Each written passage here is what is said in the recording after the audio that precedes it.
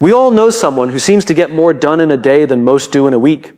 They seem calm under pressure, focused amid chaos, and fulfilled even when things get tough. We call them highly effective people, not because they work harder, but because they work smarter, intentionally, and with purpose. So let me share something with you. Effectiveness is not a talent. It's a habit. It's a series of small choices made every single day. These choices aren't glamorous, but they're powerful. Here are the 10 habits that separate the extraordinary from the average. The most effective people in the world aren't driven by luck, intelligence, or even hard work alone. They're driven by something far deeper: purpose. Purpose is what fuels their decisions, their discipline, and their direction. When you operate from a strong sense of purpose, every action you take becomes intentional. You're no longer reacting to the world, you're shaping it. That's the difference between someone who's merely productive and someone who's truly effective. Most people start with what they need to do: wake up early, go to work, complete tasks, hit goals. But highly effective individuals don't start with what? They start with why. Why am I doing this work? Why does this matter to me? Why is this goal important? When you begin with why, you stop chasing short-term wins and start building long-term meaning. That's the foundation of real success, not just results, but fulfillment. Purpose provides clarity. In a world full of distractions and noise, clarity is rare and it's powerful. When you know your purpose, decisions become easier. You stop saying yes to things that don't align with your values. You stop comparing yourself to others. You stop needing constant motivation because purpose is your internal engine. It keeps going even when your energy runs low. It reminds you of who you are and why you started. Without purpose, people drift. They move from one thing to another, chasing validation, money, status, yet still feel empty. They may look successful on the outside, but inside they feel lost. That's because effectiveness without meaning is just motion without direction. It's like climbing a ladder only to realize it's leaning against the wrong wall. Purpose prevents that. It keeps you grounded and pointed in the right direction, even when life gets difficult. The truth is, purpose doesn't make the journey easier, it makes it worth it. Purpose gives pain a reason. It gives effort a reward. It transforms routine tasks into meaningful steps. That's why effective people can stay disciplined for years. That's why they push through challenges while others quit. They're not working harder than everyone else. They're working with a reason deeper than most people ever find. Purpose also inspires others. People can feel when you're working from something real. It creates trust. It builds connection. Leaders with purpose don't need to manipulate or pressure others. They naturally draw people in, because purpose is magnetic. It cuts through fake ambition and touches something authentic. That authenticity builds influence, not just authority. And here's the powerful part. You don't have to find your purpose. You have to create it. You create it by paying attention to what lights you up, what breaks your heart, what makes you lose track of time, what you're willing to suffer for. You create purpose by choosing to stand for something bigger than your comfort zone. It doesn't come in a flash of clarity. It comes from a lifetime of choosing direction over distraction. When you're fueled by purpose, you no longer wake up asking, what do I have to do today? You wake up saying, what gets to move forward today because of me? That shift in mindset transforms everything. Time becomes a tool, not a trap. Obstacles become opportunities to prove your commitment. And success is no longer measured by applause, but by impact. So if you want to become truly effective, stop looking outward, look inward. Ask yourself what matters deeply to you and build your life around that answer. Because the most powerful force in the world isn't motivation, it's purpose. And when your life is aligned with it, there's nothing more effective. Focus is not just a habit, it's a superpower in a world that's addicted to distraction. The ability to block out noise, eliminate the unnecessary, and commit your attention to one meaningful task at a time is what separates the average from the extraordinary. We live in a time where attention is constantly under attack. Notifications, endless scrolling, multitasking, and digital noise are robbing us of our greatest strength, our presence. Yet, highly effective people have learned one essential truth. You cannot do meaningful work if your mind is scattered. When you focus, you're not just working harder, you're working deeper. Deep focus allows you to enter what psychologists call flow, that mental zone where you lose track of time, your skills align with your challenge, and your creativity flourishes. This is where breakthroughs happen. This is where you build mastery. But that level of focus doesn't happen by accident. It's intentional, it's protected, and it's treated with the seriousness of any other valuable asset. The problem is most people treat focus like a casual decision instead of a disciplined practice. They leave their focus up to chance. They don't guard it. They don't prioritize it. They start their day checking messages and reacting to everyone else's demands before their own. As a result, they're constantly busy, but rarely productive. They're doing 100 things with half their attention, and they wonder why they feel overwhelmed and unfulfilled. Highly effective people approach focus differently. They treat it like currency. They ask themselves, where is my attention going? And is it creating the return I want? They understand that saying yes to one thing means saying no to 10 others. And they're okay with that, because they know that depth beats breadth. Doing fewer things with more presence always outperforms doing more things with divided energy. Focus also requires clarity. You can't commit to what matters until you know what matters. That's why effective people begin their day with intention.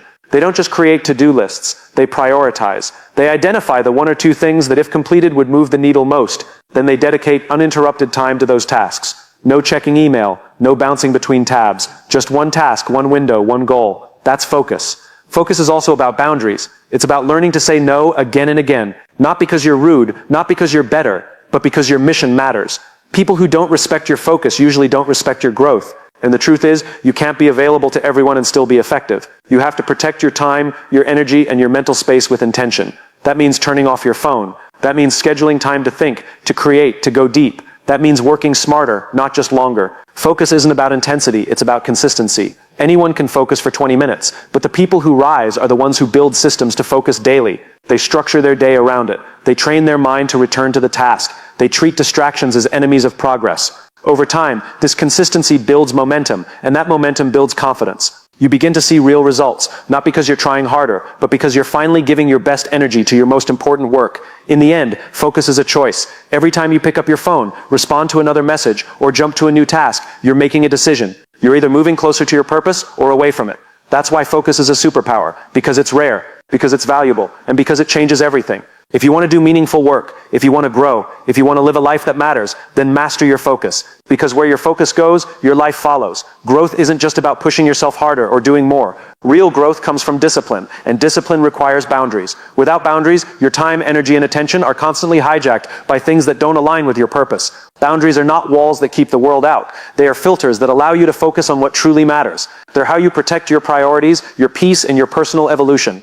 Many people struggle with boundaries because they're afraid of being seen as selfish or rude. They feel guilty saying no. They overextend themselves trying to please others. But in doing so, they sacrifice their growth. Because when you're always available to everyone else, you become unavailable to yourself. You can't create anything meaningful when your calendar, your mental space, and your emotional energy are constantly being pulled in 10 different directions. Highly effective people understand that boundaries are a form of self-respect. They know that every yes is also a no to time with family, to deep work, to health, to rest. So they don't say yes lightly. They pause, they evaluate, and they make decisions that align with their long-term values, not short-term pressure. That's not cold, it's courageous. It's the willingness to disappoint others in order to remain true to yourself. Boundaries create the space for excellence. Think about any artist, athlete, or leader who has mastered their craft. They didn't get there by being constantly distracted or overcommitted. They got there because they protected their time fiercely.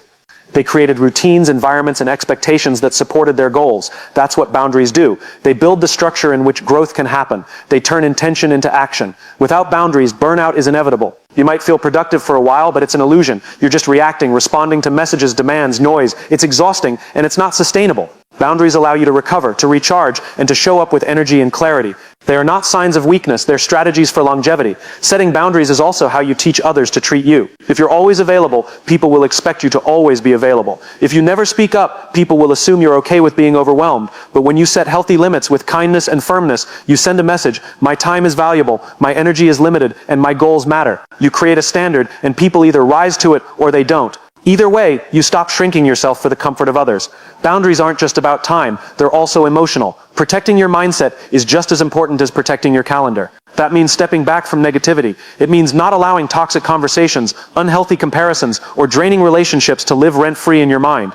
You don't have to absorb every emotion, fix every problem, or attend to every conflict. Growth requires emotional clarity, and that starts with emotional boundaries. It's important to remember that boundaries don't push people away, they draw the right people closer. Because when you respect yourself, you attract others who do the same. You build healthier relationships based on mutual understanding, not guilt or obligation. You create room for authentic connection, not performative burnout. So if you're serious about growth, if you want to become your best, do your best work, and live with intention, you have to protect that path. You can't say yes to everything and expect to grow. Growth takes space. Space takes boundaries. And boundaries take courage. Boundaries are not limitations. They are liberation.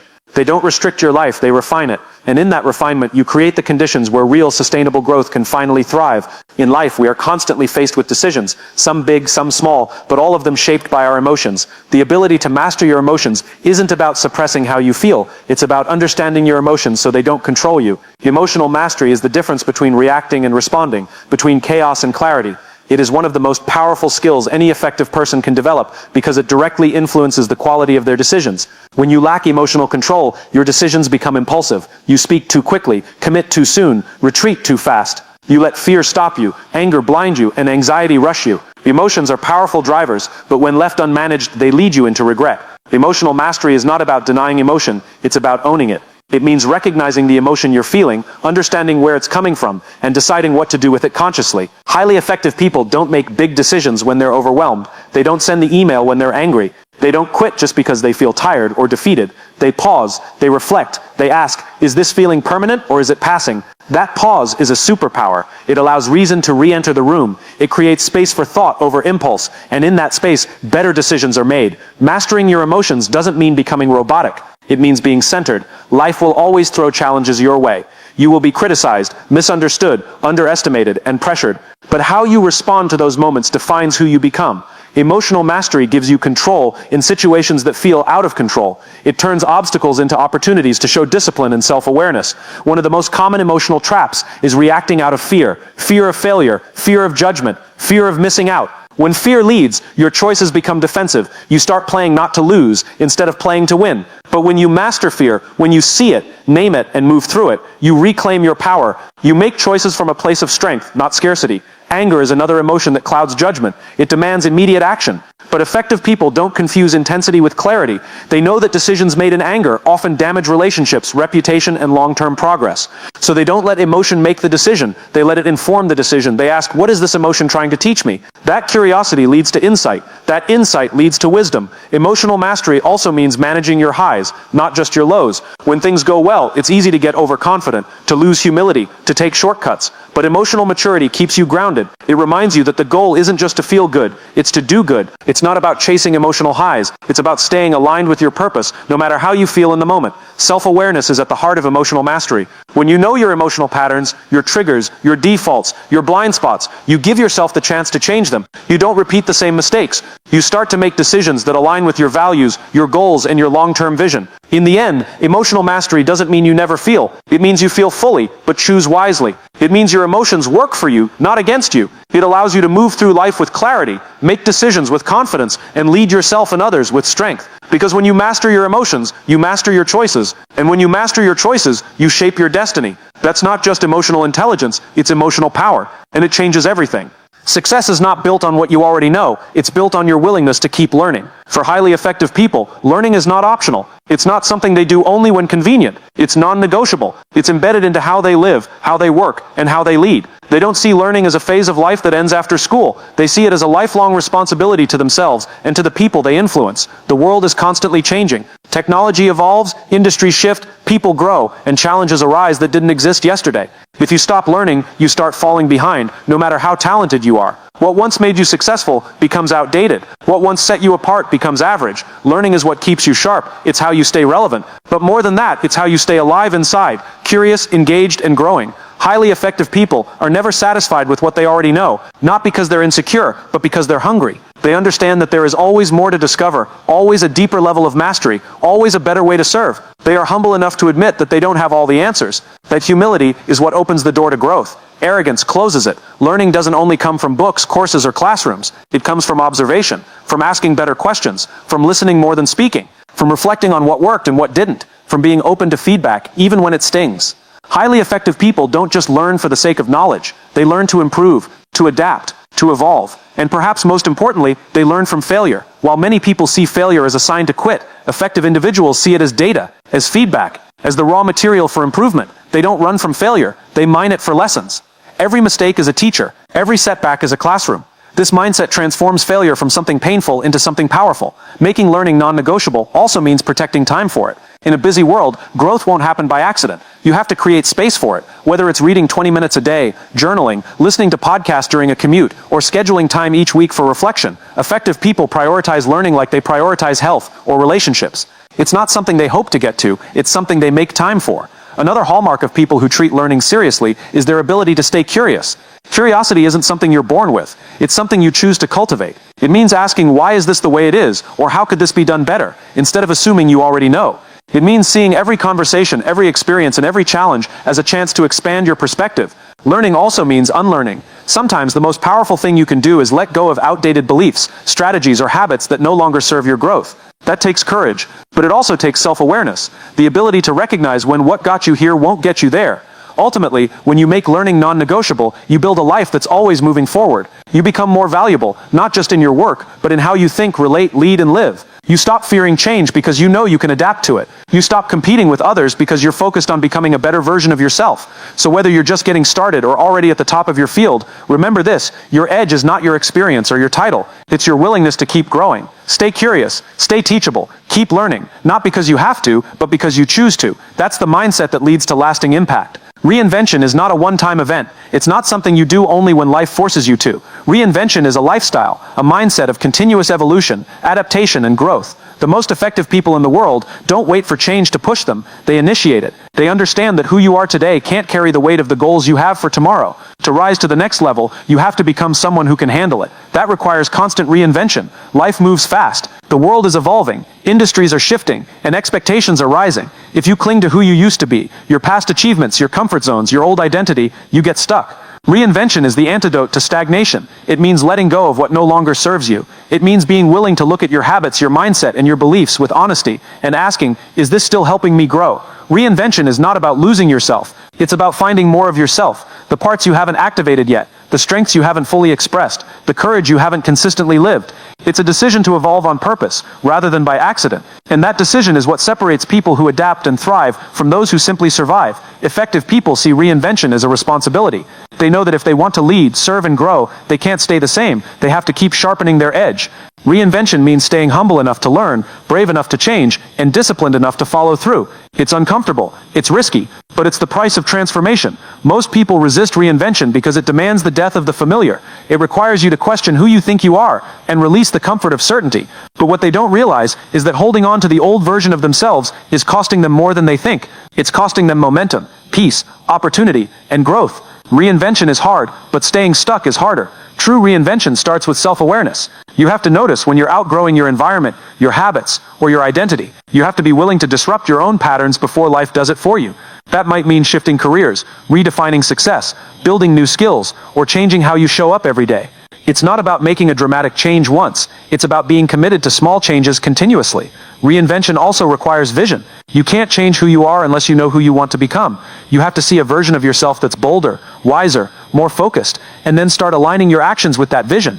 Every decision becomes a vote for the person you're becoming. That's how transformation happens, choice by choice, day by day. One of the most powerful forms of reinvention is internal. It's not about changing what people see, it's about changing how you think. It's shifting from victim to leader, from blame to ownership, from fear to faith. When your mindset shifts, everything else follows. Your energy, your behavior, your impact. Reinvention isn't just for moments of crisis. It's a proactive strategy for staying relevant, resilient, and real. It keeps you sharp. It keeps you engaged. It keeps you from falling in love with comfort and missing your potential. And the best part? You don't need permission to reinvent yourself. You don't need approval. You just need the courage to let go of who you were and lean into who you're becoming. Because in the end, growth is not about arriving, it's about evolving. Reinvention is the lifestyle of those who refuse to settle. And if you choose it, it will lead you to places the old you could never reach.